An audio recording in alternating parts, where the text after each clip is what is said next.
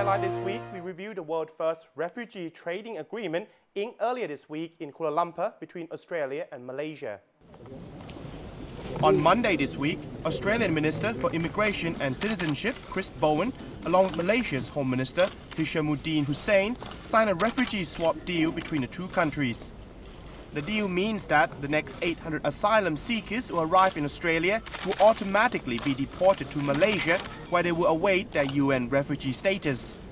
In return, Australia will take 4,000 already endorsed refugees from Malaysia over the next 4 years. Both governments herald that this unprecedented refugee swap deal will help curb human trafficking and related transnational crimes in the region, with Australian Prime Minister Julia Gillard saying that the deal will smash the business model of people smugglers.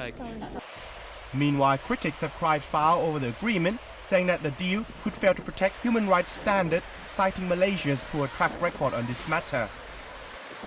According to Human Rights Watch, Malaysia's willingness to recognize a group of asylum seekers as being lawfully present was a positive development. Nevertheless, the creation of an exception for 800 swap people with Australia, while 90,000 other refugees and asylum seekers who are currently in Malaysia remain illegal migrants and are subjected to deportation, is unacceptable by international standard. It remains to be seen how this burden-sharing deal will be enforced and whether the agreement could serve as a model for other states to follow, which, according to many of its critics, could worsen human rights protection across the Asia-Pacific.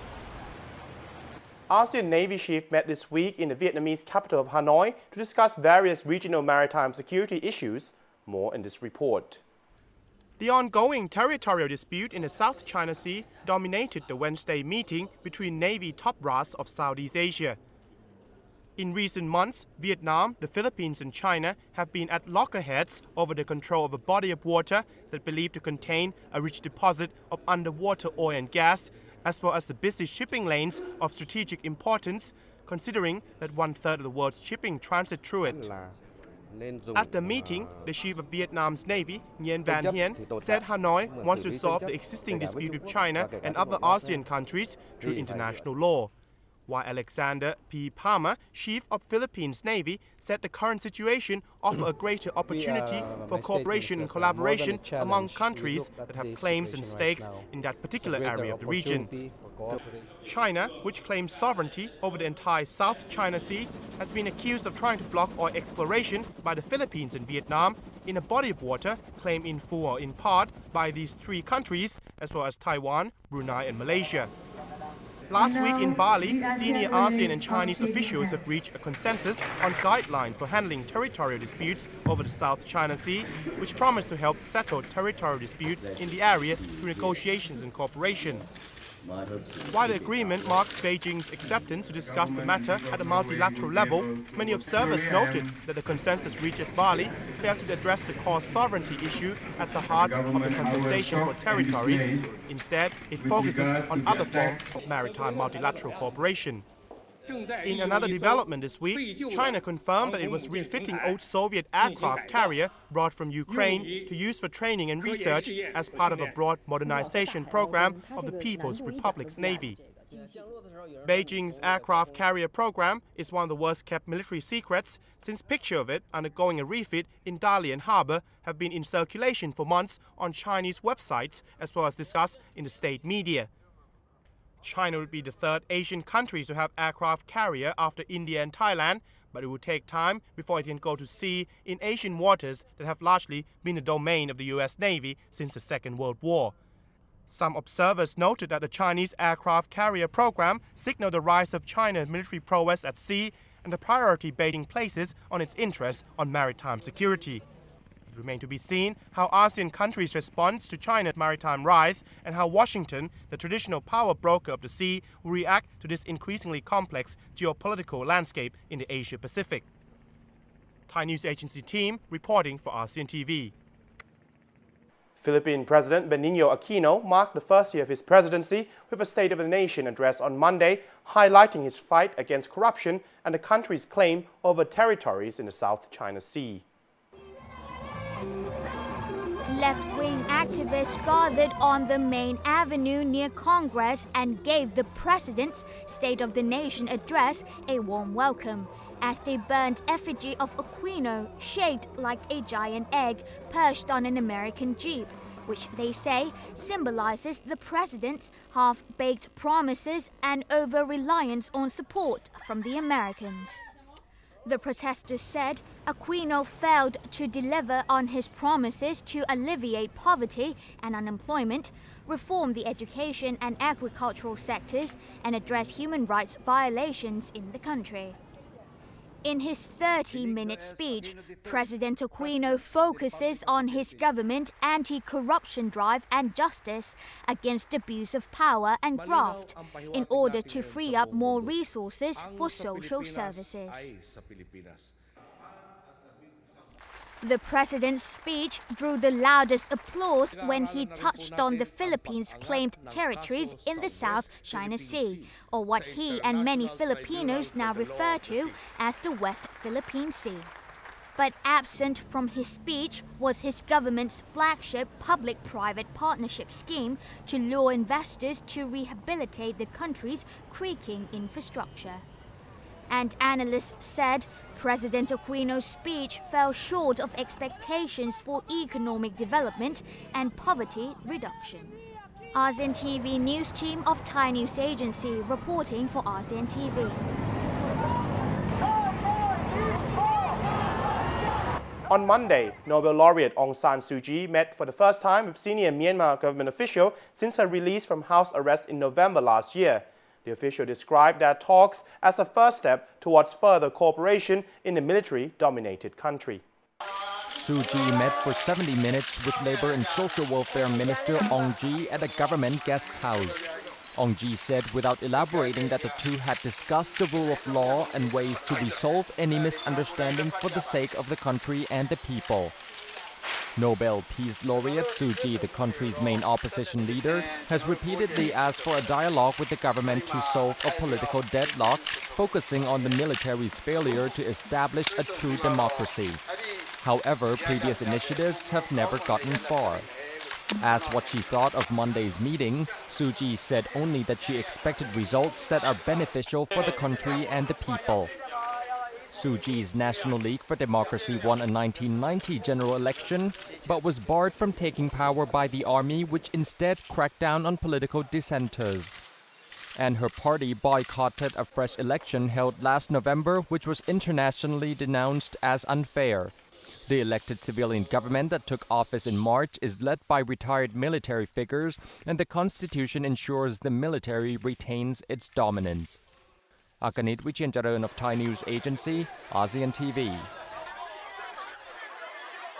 In Thailand's northernmost province of Chiang Rai, a high school by the Thai-Lao border demonstrates how to prepare students for the ASEAN regional integration. More in this report. It is 8 a.m. in the morning and kids are out to school in Thailand. But imagine describing sunrise at the border school, where 800 Thai and Lao students fill up a landscape in solidarity. It is what depicts cross-border friendship and understanding, which lay a foundation for community building in the ASEAN region. Located in Thailand's northernmost Chiang Rai province, Wongcha-um High School is only a few kilometers away from Hoi Sai of Lao PDR, which is why Lao nationals make up 80% of all students here. For over 2 years, the ASEAN Studies Centre has cultivated students to better understand their neighbours in ASEAN. Sponsored by the Thai Education Ministry, the nationwide program takes border education on a transition period for the ASEAN regional integration in 4 years' time. ขั้นแรกเราก็มาดำเนินการก่อตั้งศูนย์อาเซียนซึ่งเป็นแหล่งเรียนรู้ที่ใครก็สามารถเข้ามาเรียนรู้ได้นอกจากนั้นปี 58 พวกเรายังต้องติดต่อกับอีก 10 ประเทศเราต้องให้นักเรียนเราตระหนักให้ได้ว่าถึงเราจะอยู่ห่างไกลเป็นโรงเรียนที่ชายขอบเราก็ให้ความสำคัญกับอาเซียนมากครับ Classes at Wongcha-um High School are tailored to demonstrate every possible aspect of ASEAN, offering sensational experiences from the Southeast Asian culture, including Chinese, Thai, and Lao. Every activity is held with a definitive goal of preparing ASEAN citizens for regional living. สุกเกษมนันทภาพ A Lao language teacher says Thai and Lao students here enjoy the benefit of a bilingual setting. He says they rarely have any trouble communicating with each other who come from a closely knit border community. Students here admit they are inspired to prepare themselves for changes across the border that may impact their lives. ลาวกำลังเป็นประเทศที่พัฒนาแล้วก็จะไว้ใช้แบบสื่อสารกับประเทศลาวถ้าเราได้ข้ามไปฝั่งลาวก็ควรที่จะพูดภาษาเขาให้ได้ค่ะ ก็จะมีการค้าเข้ามามากขึ้นที่นี่ก็อาจจะเจริญขึ้นเพราะว่าอยู่ติดกับลาวการเดินทางการใช้ชีวิตก็อาจจะเปลี่ยนไป While bricks and mortar define connectivity for people over the Mekong River, students at this school had already learned to naturally forge understanding across the border. It is interesting to see what many hands here will bring to unfold the ASEAN community of their dreams. Bawan Pongwatana Thanakul, Thai News Agency, reporting for ASEAN TV. Professional training and the standardization of government workforce is a key component in the integration of ASEAN region. For nearly 15 years, Thailand-based Mekong Institute, sponsored partly by the Thai and New Zealand governments, has been trying to strengthen human resource development within the greater Mekong sub-region. More in this report. 4 years to go before the planned formation of the ASEAN Economic Community, and dialogues like this Mekong Forum held earlier this month in the Thai northeastern province of Khon Kaen become increasingly crucial in accommodating the creation of the AEC. The forging of connectivity amongst the people of the region from different professional backgrounds is one of the most vital parts in facilitating regional integration, and this is something that the Mekong Institute, or MI, the Khon Kaen-based Human Resource Development Center, has excelled at for more than 1.5 decades. When we connect, we don't just connect by road or by telephone. We are connected by infrastructure, institution, and most important, people. Founded in 1996, the Mekong Institute was born out of the concerted efforts by the Thai government and various regional organizations in transforming the Cold War battlefields of Indochina into a marketplace through human resource development and professional training of government officials in this region. Now they're eyeing a new road to better suit the 21st century agendas, and one of those is to help promote the ASEAN regional integration. Located on the campus of Khon Kaen University, one of the largest universities in northeastern Thailand, the Mekong Institute conduct trainings for officials in the GMS in various fields, ranging from commerce to agricultural practices, like this workshop attended by agricultural students and personnel from Vietnam and Lao PDR. By bringing the professionals of the Mekong sub-region together, the Mekong Institute aimed to help narrow the developmental gap existed in the GMS through standardized human resource development and networking. Because we have different countries, different culture, different language, and different level of development. So we need to narrow the gap between them to make them getting high together. We cannot focus on one country. We cannot focus on the group of two countries. With Vietnam, Laos, Cambodia, we better to cope up with the other neighbor countries when they have a certain level of development.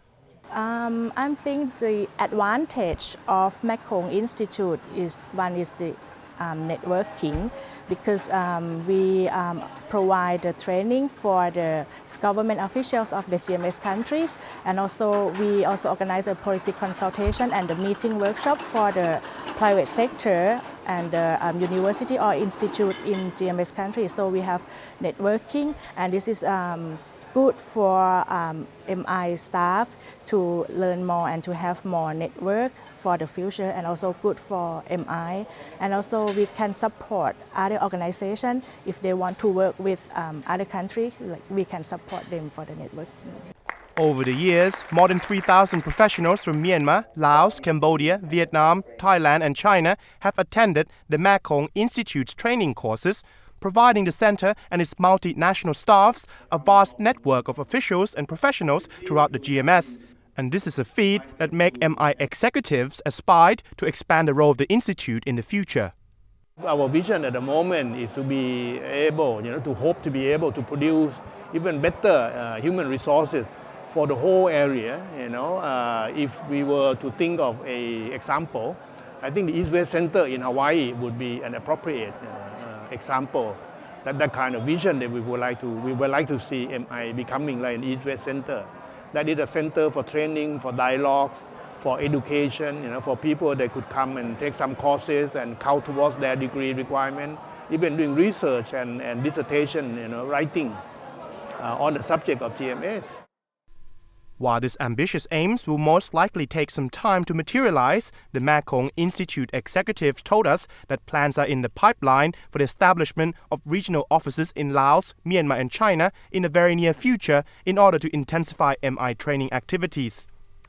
As ASEAN Economic Community beckons, the training and networking provided by centers like the Mekong Institute could prove priceless for familiarizing officials and professionals of the Mekong Basin with the market economy that will be created through a higher degree of regional integration and greater exposure to globalization. I'm Panu Wongcha-um of Thai News Agency, reporting for ASEAN TV from Khon Kaen.